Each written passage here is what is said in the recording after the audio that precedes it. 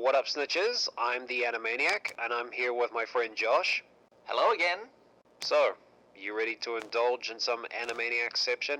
You know, I always did wonder why you shared your name with this particular show. The name was the first idea I had, and at the time, the first idea I had, I usually thought of as very good. And it made sense to me. I'm crazy for cartoons. So, Animaniacs. Created by Tom Ruegger, it ran on Fox and then on the WB as part of their respective kids' programming blocks from 1993 to 1998 for a total of 99 episodes over 5 seasons. It's a variety show with several shorts of varying lengths strung together into half-hour episodes. Before we get into the show, I think we should back up a few years to explain how this came to be.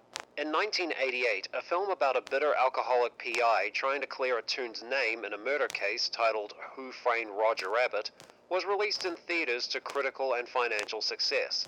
One of the creative minds on the film, executive producer Steven Spielberg, approached Warner Brothers, who set up their new animation department the following year, to express his interest in their new outfit. With Spielberg on board, what Warner Brothers could put out would have high production values, and whoever got to create these projects would have tremendous creative freedom. Those poor souls. The creator of many of these cartoons was Tom Ruegger, who before this spent over a decade working on various Hanna-Barbera and Filmation cartoons, one of them taking inspiration from Mighty Mouse The New Adventures. And the first of these shows is of course Tiny Toon Adventures, a show centered around the new generation of Looney Tunes being taught the craft from the Toons themselves. Tiny Toons ran for 3 seasons and was reportedly very successful. The reason it only lasted 3 seasons was because Ruegger jumped on board a new show that would prove to be even more popular. Since this is my first time talking about a variety show like this, I've thought long and hard about how to tackle it. Until finally I decided to just review the show segment by segment. Now, since the animation for each recurring segment is the same style, I'm making it its own section. It's all yours, Josh.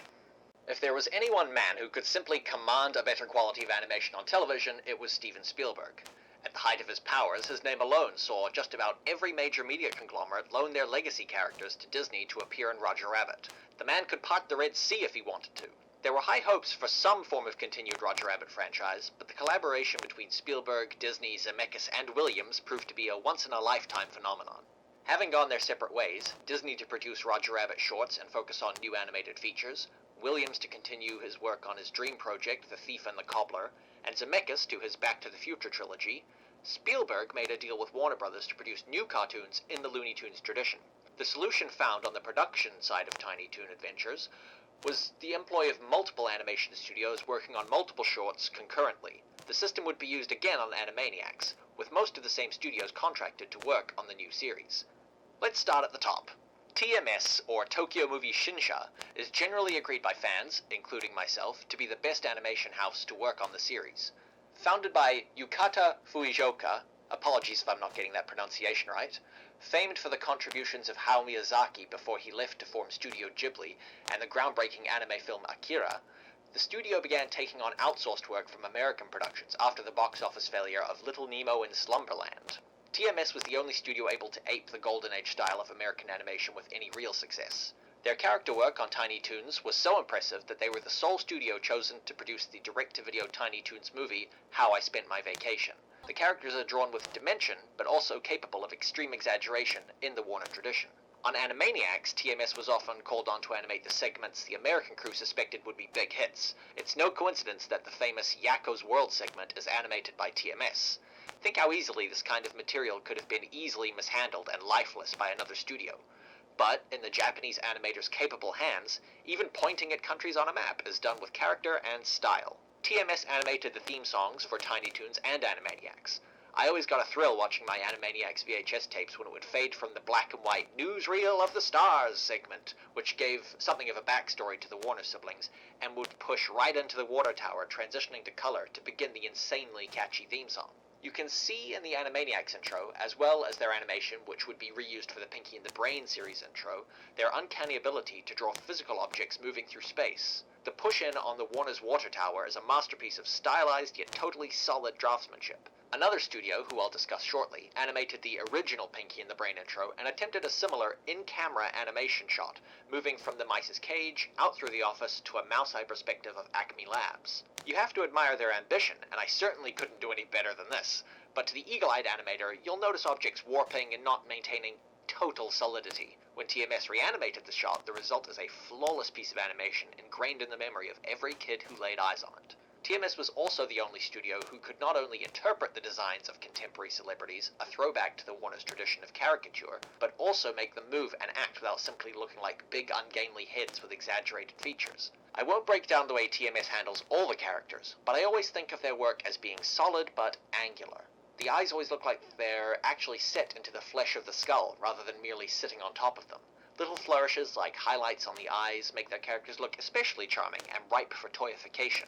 Some cartoon historians may balk at the comparison, but the way they draw the Warner siblings with their big feet, impetuous grins, and tilted eyes toward each other always reminds me of Disney animator Freddie Moore's delightfully exaggerated style. Startoons. Startoons is second best, in my humble opinion, in terms of animation, but has a genuine place of admiration in my heart. The plucky studio based out of Chicago, founded by John McClanahan, was the only American-based animation studio to work on Animaniacs, something as unique today as it was then. In the words of studio founder John McClanahan, Startoons, quote, produced more animation footage for television than any other American-based studio, working on Tasmania, Tiny Toons, Animaniacs, and Hysteria. Their prices were dearer than the overseas studios, so they worked on fewer episodes, but this allowed them time to make them look gorgeous, and labor lovingly over the timing, drawing, and direction. Not to mention the lack of language barrier between the LA pre-production studio and the Chicago-based studio sidestepped many of the communication problems unavoidable when dealing with overseas studios. The studio suffered losses due to the unusual way Fox ordered episodes for the series, and a production gap between 1994 and 97 meant many of the best artists going to find other work, and McClanahan had to take a step back from animating in order to train new animators once new episodes were ordered. To their credit, they continued delivering quality, expressive animation until the end of the series run. The motion may not be as full and fluid as TMS, but their posing is always bold, their acting competent, and I dare say their expressions the most inventive. It's kind of serendipitous that they chose Startoons for the sequel to the show's most popular song. Wakko's America may not be as memorable as Yakko's World, and the lyrics have to cheat more to get the states to fit a rhyme scheme, but the animation of Wakko is still alive and strong. You can easily identify Startoons shorts by the squared shapes they draw the characters with. Keep an eye out for their signature pouty lips and squared fingers. They tended to be assigned Slappy cartoons, a character for whom the artists had a special affinity for. Startoon's swan song was a 2000 Wile E. Coyote and Roadrunner cartoon, Little Go Beep. If you want to check out what a Looney Tunes short produced by the Animaniacs team might have looked like, check it out.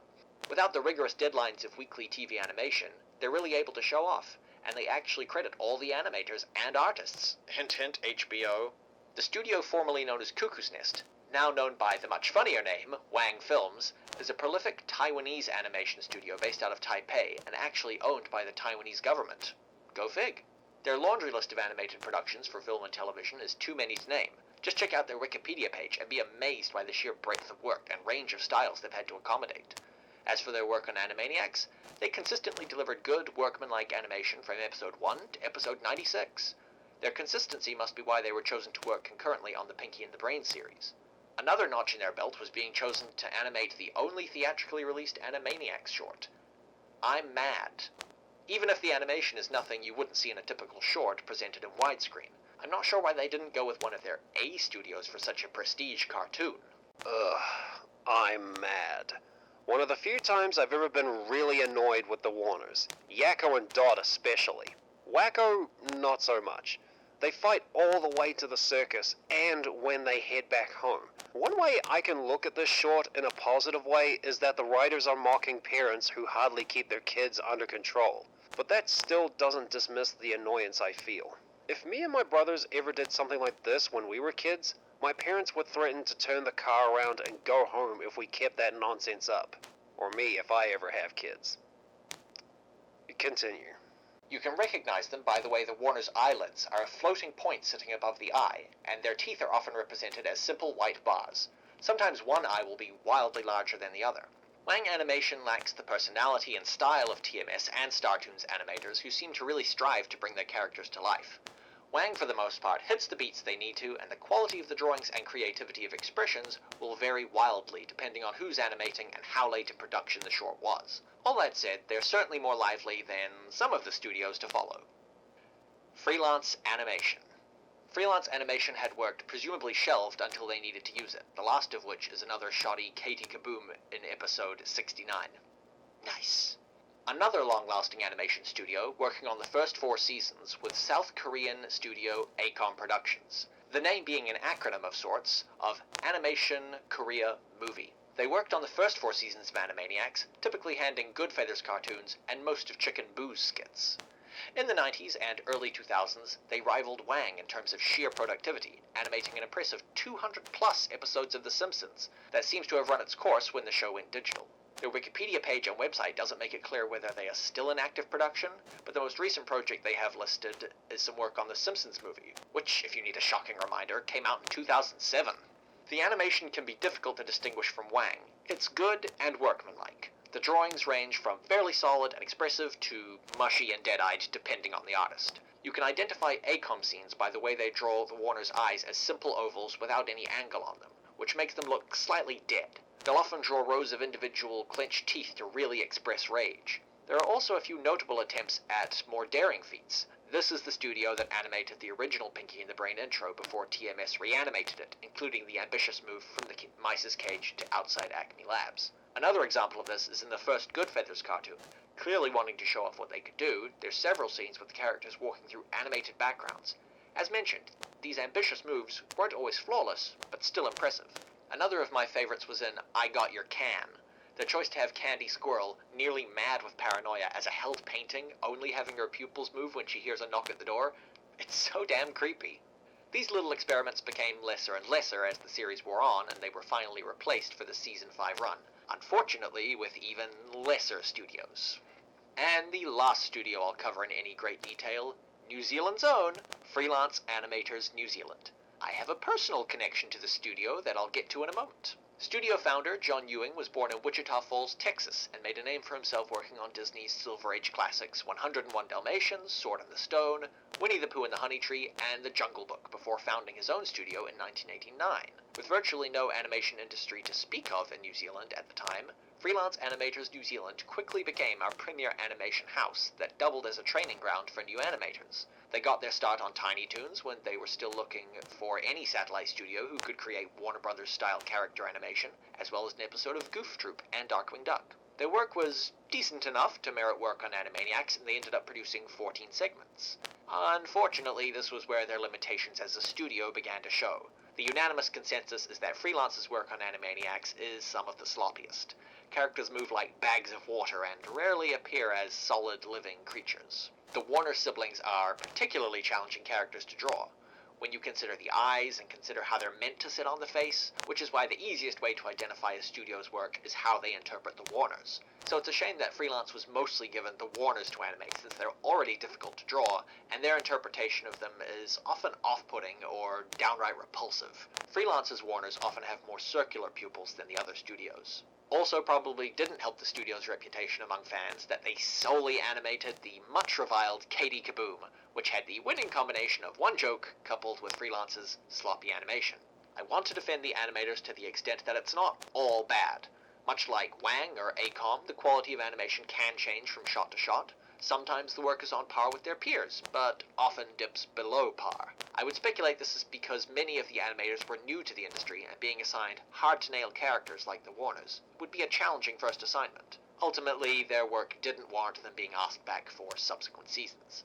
Once the work from Warner Brothers dried up, the studio aspect of Freelance Animators closed down, and they reoriented to becoming a full-time animation training school, Freelance Animation College, which they were still going by when I studied there in 2011. When I was applying for the school, they showed me binders full of cells, backgrounds, and artwork from their tenure on Tiny Toons and Animaniacs. I've heard from a friend who helped put them into storage when the school moved to a new building. I'd love to pull a Goonie-style heist and liberate those ugly Warner Brothers sibling cells.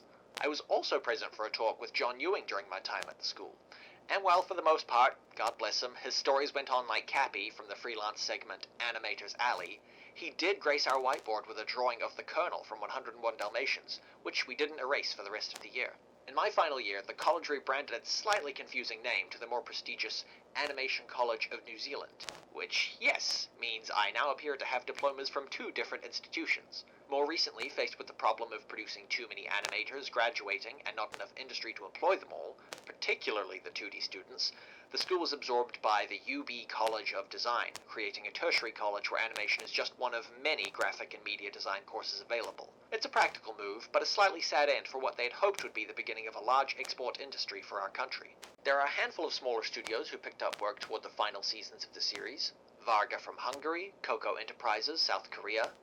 But given the minimal work they did on the show, and how generally uninteresting, bad or good the animation is, I think that about wraps it for the animation dissection. If you want to learn more about animation on the series, Hello Nice Warners, or Legion1979.tumblr.com, is a fantastically in-depth blog that analyzes the animation of every episode in great detail, discussing everything from drawing styles to production schedules. They were a huge help with compiling information for this segment, so if you want to learn more, check them out. Anybody still here after all that? Okay, good. Before we dig for dynamite, I'm just going to get some of the in-between segments out of the way first. Segments like Good Idea, Bad Idea, where a dapper-looking skeleton does something pleasant, then does something that'll get him hurt. Mime Time, where a mime does something that you're supposed to imagine but ends up being real and hurting him. And the Randy Beaman stories, where a kid comes out of his house to tell a very random story about Randy, and then go back inside. Being in between segments, they're very short. They get an okay laugh, and even if one isn't very funny, it doesn't overstay its welcome. Now that those are taken care of, let's get to what these people came here for. The first big segment on the show star the first characters we see when watching this. Yakko, Wakko, and Princess Angelina Contessa Luisa Francesca Banana Fana Bobesca III. Or Dot. They're classic cartoon characters who were deemed too zany and had to be locked away in the Warner Brothers water tower. Their backstory would be explained in a segment called Newsreel of the Stars that would be played every so often, which I guess back in the 90s would be a good refresher for those watching it on a weekly basis, but for someone binge watching this in 2020, it can get old. Anyway, with them having broken out of the tower years later, Warner Brothers either have to get them under control with the help of their on-lot psychiatrist, Dr. Scratch and Sniff, his lovely assistant, Hello Nurse, and their teacher, Miss Flamille, or when they escape the lot, the company's dim-witted security guard, Ralph. I've always enjoyed the Warners, who fit nicely into the Warners' legacy of characters, as creatures of pure id and agents of chaos. One improvement I feel they made on the Bugs and Daffies they were clearly modeled after is the specificity of their adversaries. By going for historical figures like Michelangelo or Einstein, they open up so many opportunities for references and gags than, say, Bugs Bunny runs afoul of an Irishman. And of course, Yakko's comebacks are often very good in moments like his first meeting with Dr. Scratch and Sniff, and when he takes part in an insult contest with a seagull looking like Howard Stern. Oh, I see what they did there. And Dot can surely keep up with her brothers and stand on her own in segments like Dot's Poetry Corner. I'm a little teapot, short and stout. Here is my handle, and here is a note from my shrink. He says I'm getting better. Last week I thought I was a toaster oven. Thank you. Now, while I found Wakko okay, one thing about him that bothered me was he wore a backwards cap when he's meant to be a character from the 1930s. Please, please, please, get a life. I'm wholly aware that that was a nitpick, but I can't help noticing details like that. While on the lot, one of the Warners' unintentional targets of their wackiness is the studio psychiatrist, Dr. Scratch and Sniff, who tries to get them to behave by the order of Warner Brothers CEO, Mr. Plotz. But after his first encounter with him, where he has to go visit his own psychiatrist, who turns out to be the Warners again, making him freak out and launch up into space, his and Hello Nurse's reactions to their antics can both be very funny and make me sympathetic to Scratch and Sniff because he's just doing his job. Someone else who deals with the Warners on a somewhat regular basis is Miss Flamille, a very discipline-focused on-lot school teacher, the kind that kids in the 90s would love to hate. Though her first attempt to get the Warners under control failed just as spectacularly as Scratch and Sniff, Miss Flamel didn't dread having to teach the kids.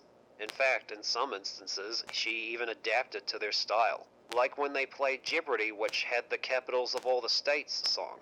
And it seemed like for the most part the Warners are a bit more accepting of Flamel's methods compared to others who, like I said before, either dread having to deal with them or have very little patience for their shenanigans.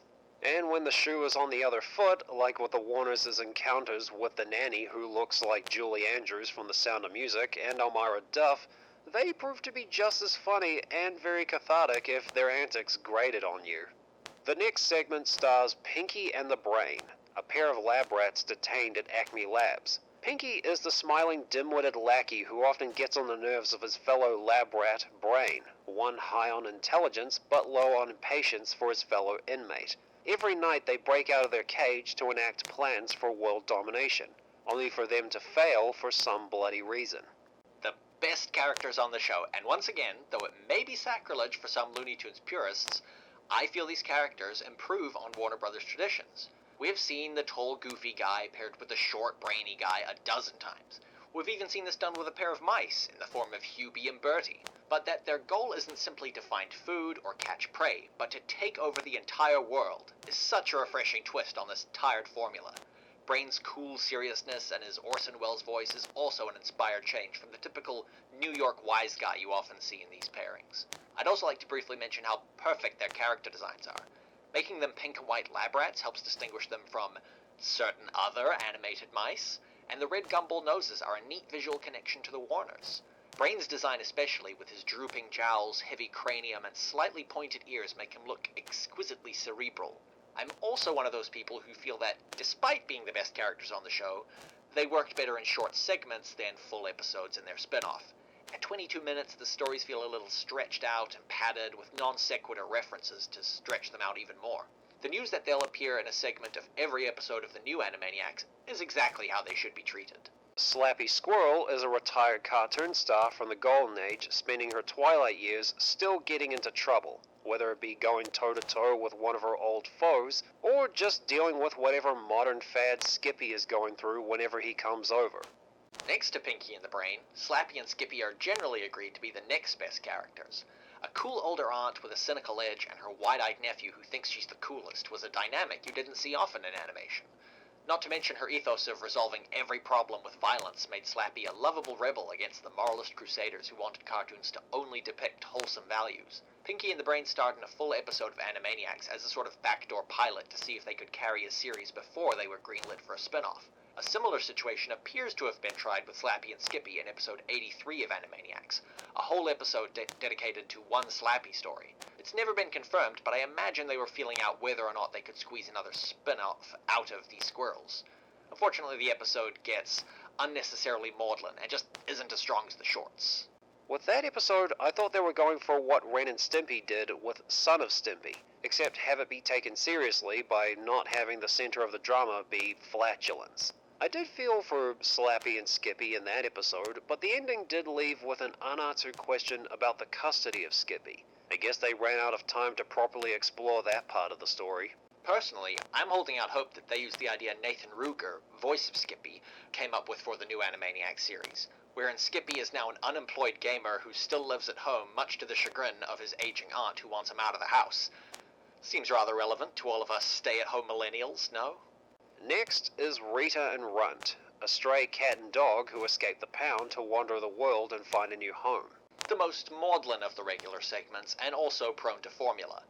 The best entries, to me, are Frank and Runt, which gives us a great Elmer Fudd-esque Dr. Frankenstein bent on harvesting Runt's brain, and of course, Les Miserables, a wonderful pastiche of the Broadway musical.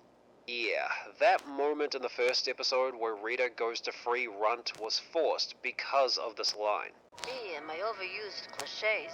Recently, I've developed a pet peeve for a certain type of meta humor. The type where characters know what bit they're doing but don't approach it in a different way. When I see characters do that, it lets me know that the writers know the scenario they're writing is tired, but are still making the characters go through with it. And that annoys me. I see a lot of animated shows and movies lampshading the use of musical numbers that way. Disney's Moana was a repeat offender, with characters groaning, "Oh no, you're not about to start singing," acting too cool for songs before going right into one. If you're going to be a musical, commit to it sincerely. I don't need you to let me know you think you're too good for the type of movie you're making. Her day will come soon enough. So after that first episode, the shorts keep thinking of ways to keep itself going, regardless of how clever they are. Bernadette Peters, of course, has a brilliant voice, and the Animaniacs team gave her plenty of fantastic tunes to sing. Sadly, as time went on, as her schedule no doubt demanded, and the writers fell out of love with the characters, they receded into the background. But bless Bernadette Peters' heart, she reprised the role for the direct-to-video follow-up to the series Wakko's Wish. The Goodfeathers are three pigeons modeled after the three main actors from the Martin Scorsese film Goodfellas. Squint is Ray Liotta, Bobby is Robert De Niro, and Pesto is Joe Pesci. And they all answer to someone called the God Pigeon, a pigeon modeled after Marlon Brando from The Godfather with a mockery of his vocal mannerism. For some reason, I vividly remember these characters from as early as kindergarten. In hindsight, I'm not so sure why.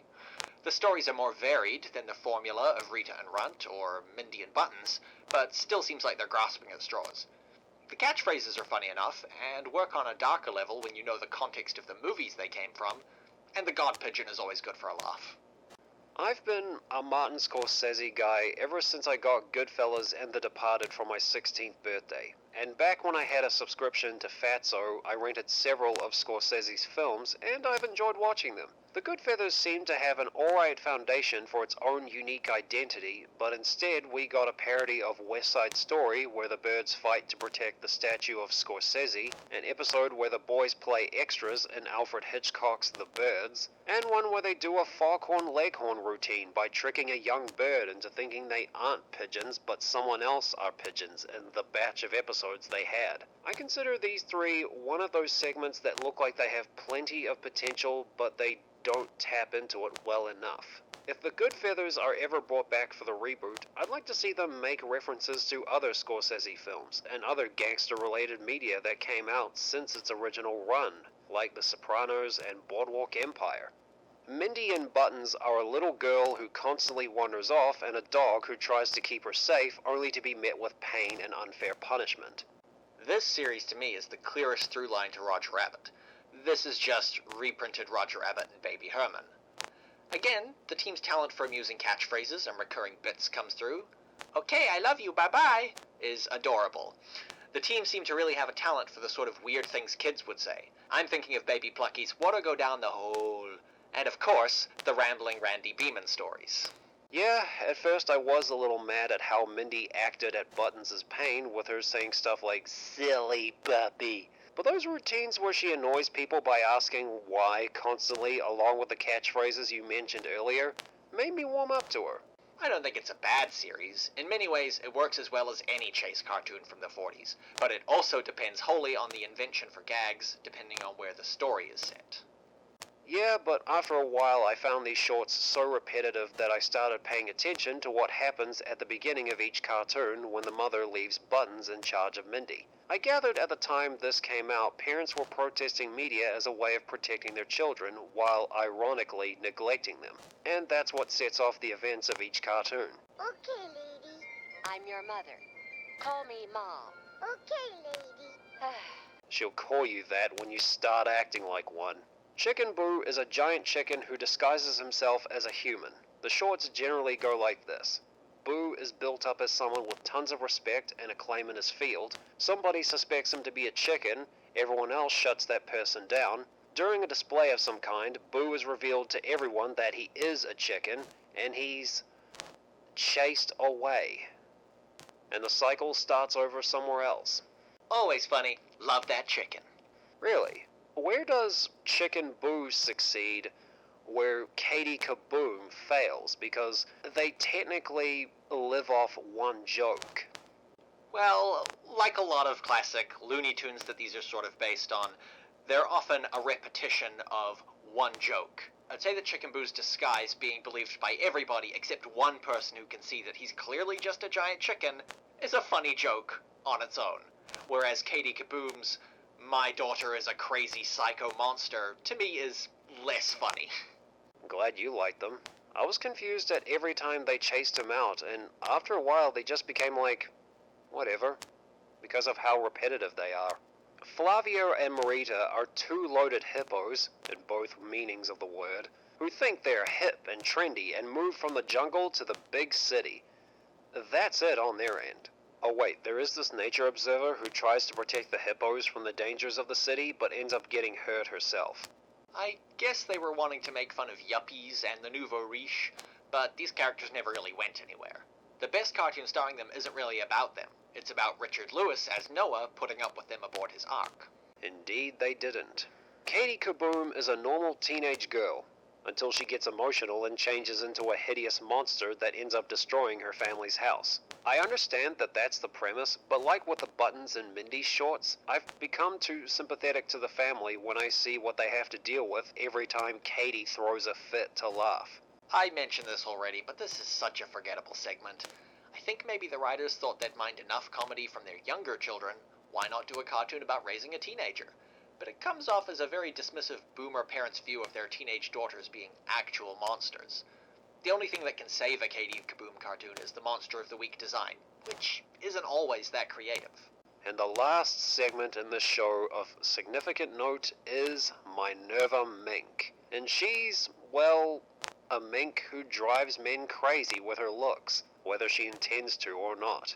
That is until she sees a handsome bloke. Then it's her turn to go crazy. And technically her first cartoon, Meet Minerva, where it has the wiener dog from one of the Rita and Runt cartoons trying to catch the mink, but she uses her sexuality to get one over on him. Another pet peeve I've developed is making one person, usually of the opposite sex, look bad so that the other looks superior. I see that here with how unsubtle the wiener dog's attempts to catch her are. Dude, just shoot her with a tranq dart and drag her back to your master, or give us something more challenging than this. And the wiener dog's reactions to Minerva are so drawn out that I'm just like, I get it, she's hot. Can you please do something else? I was so bored at that point that the end punchline, which is the same thing but with the genders flipped, didn't have the same punch as it should. The second cartoon, Moon Over Minerva, has the mink fall for a hunk who's also the dork she turned down earlier that day. When I saw the werewolf's attempts at winning over Minerva, I did feel sorry for the guy when she rejects him, because I can only imagine how much guts he had to muster in order to ask her out. And it does hurt when you get turned down, regardless if you're a boy or a girl. But at the beginning of the cartoon, where Minerva writes about the state of her love life, she says this: Someone warm and kind, with really rich parents. While that is a funny moment, it makes her a shallow gold digger. So when she's attracted to the werewolf in his handsome state when the full moon is out, I'm wondering why he hasn't figured out that this mink only likes him because he's this Fabio hunk. Gentlemen, if that's the primary reason why women are interested in you, walk away. Having self-respect is better than being loved by a woman like Minerva. And because of the overtly sexual nature of her character, she never got another solo cartoon after Moon Over Minerva. It would only get cameos for the rest of the show's run. I wonder if she'll come back for the reboot. If she does, they'll probably have to tone down her looks and give her a more workable personality like with Lola Bunny on the Looney Tunes show. An interesting time when animators and their creations could be openly lustful. I think following Roger Rabbit's lead, the doors opened to animators, a famously horny bunch, to draw super babes and have boy characters react cartoonishly to their figure. If anyone ever called you on it, you just mentioned Tex Avery. Though again, that feels like an unfair comparison, since Tex's wolf cartoons were meant for adult movie-going audiences, and was a huge hit with servicemen. I'm not sure how kids felt about it. Also strange that the Warner Brothers, And the Warner sister. are often implied to be kids, and yet they have a 40-year-old's libido. They do try and at least balance this by having Dot be equally aggressive toward hunky men. One man in particular would have his career tainted in the future, making Dot's attraction to him funnier in a she doesn't know what he'll become later kind of way. As for Minerva, she's fine, but I can see why they didn't stick with her. The segment that launched 1,000 furries, the one that you mentioned just before, literally involves a shy nerd transforming into a muscular werewolf. I swear I've seen that on DeviantArt. Animaniacs is an excellent show that actually deserves the nostalgia afforded to every 90s show, no matter how forgettable. I still think it was constrained by its variety show format. It was a great idea on paper to have a rotating cast of shorts starring different characters, similar to the Looney Tunes shorts, which would trial new characters and bring them back based on popularity. Unfortunately, the reality of television animation didn't allow for so much variety. They kind of had to lock in the characters before the show began, and bringing on new characters meant a lot of work in development, new model sheets, hiring, etc. So they were stuck with the characters they started with, duds or not.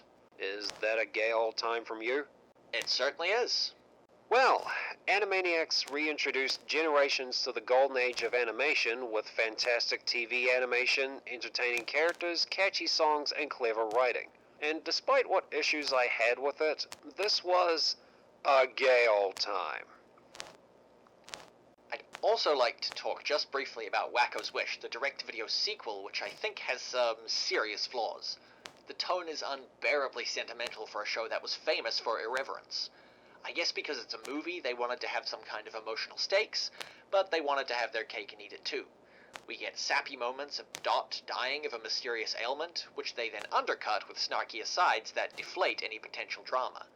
The Warner Brothers are loosely based on the Marx Brothers, a group of brothers who would show up, sow chaos, and annoy the uptight. You would never expect Groucho to start seriously worrying that Harpo was going to die.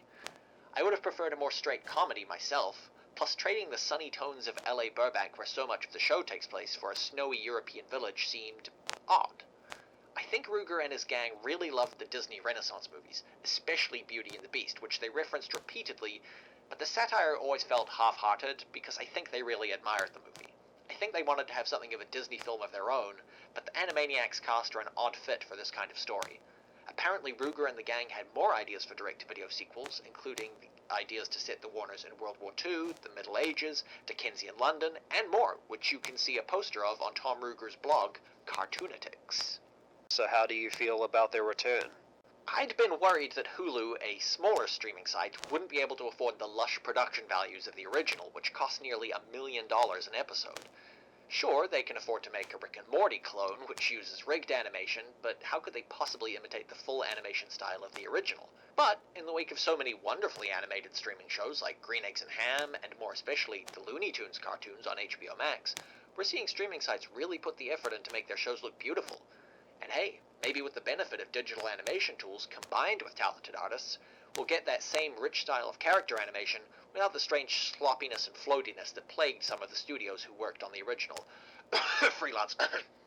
I also wonder if they'll end up using synth music like the new Looney Tunes. But hey, if Steven Spielberg insisted on a full orchestra once, I doubt he'd want to do anything different this time. I also hope that they embrace the variety show format more. I hear there'll be a Pinky in the Brain segment every episode, which makes total sense. They are proven favorites. I wouldn't mind the odd Mindy and Buttons or Rita and Runt if they can get Miss Peters back, but I do actually hope they can cultivate some new characters in a way that they couldn't on the original show. Guys, are you excited for Animaniacs' return? Comment below. You can follow the Martian on Twitter at Joshua Marchant, and subscribe to his channel where he did live streams of him reading his Roger Rabbit Star Trek fanfic. And if you guys want to stay updated on future videos and see some cool artwork, be sure to follow me on Twitter, Facebook, Tumblr, and DeviantArt, and be sure to subscribe to my backup channel over on BitChute. The links are in the description, and if you want to be the first to know when a new video will be up, ring that bell after you subscribe. Thanks for watching, and I'll see you guys next time. Good night, everybody!